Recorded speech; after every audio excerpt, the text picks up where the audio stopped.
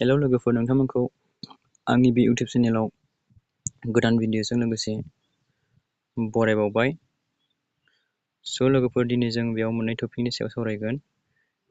जों बेवहाय गाव गावनि स्टेटासखौ बोरै नायो आरो बेनिफिसियारि लिस्टफोरखौ जों माबोरै दिहुनो बेनि सोमोन्दै जों सावरायगोन। स' लोगोफोर, जोङो सिगांनि भिडिअआव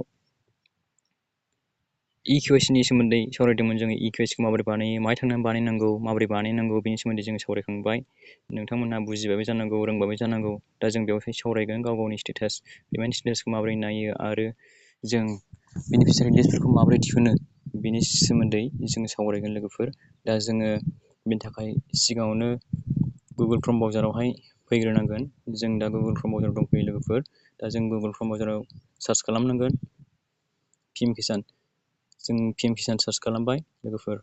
दा पिएम किसान वेबसाइटआव फैबाय नै लोगोफोर। दा पिएम किसान वेबसाइट नुदोंना, बेवहाय खेबसे क्लिक खालामना होदो लोगोफोर।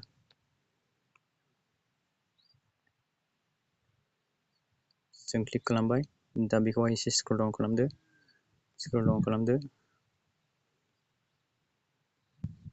दानिया गाव गावनि स्टेटासखौ नायनो थाखाय जोङो नैबेयावहाय खेबसे क्लिक खालामना होदो, न' इउर स्टेटासआवहाय। दा जों खेबसे क्लिक खालामबाय लोगोफोर। दा न' इउर स्टेटास, जायना रेजिस्ट्रेसन नाम्बार दंखायो, एप्लिकेसन आइडि नाम्बार दंखायो,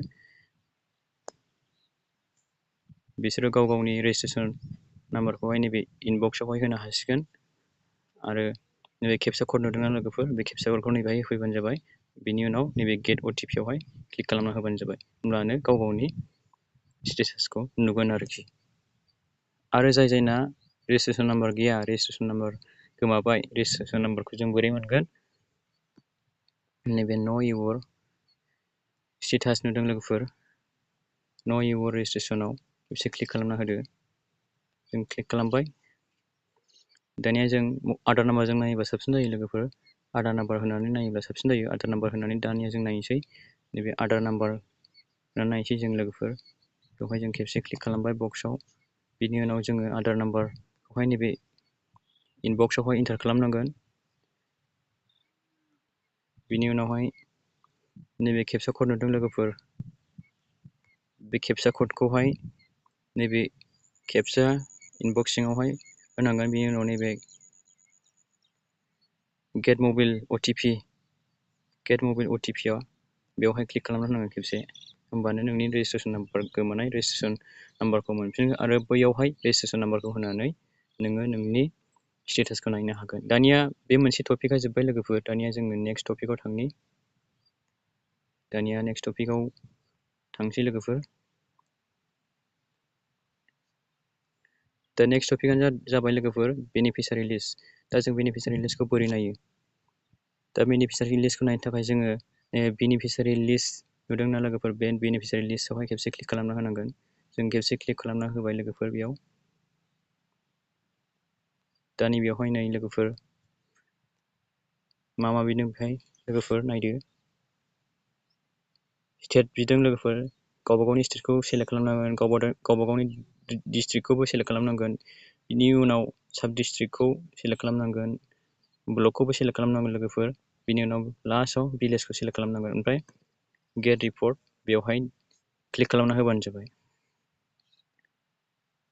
होमब्लानो बेनिफिसियारि लिस्टखौहाय नुसिगोन लोगोफोर।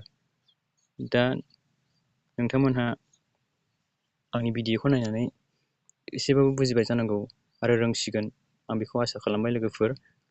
दा नोंथांमोनहा जायफोर आंनि चेनेलाव गोदानै फैदों आरो आंनि भिडिअखौ जाय नायगासिनो दङ, नोंथांमोनहा आंनि चेनेलखौ साबस्क्राइब खालामना गालांदो आरो नटिफिकेसन बेलखौबो अलाव होनानै ला, जाहाथे गोदान भिडिअ आपल'ड खालामबानो नोंथांमोननिसिम सौफैयो। आरो भिडिअखौ बयनोबो शेयार खालामना हो।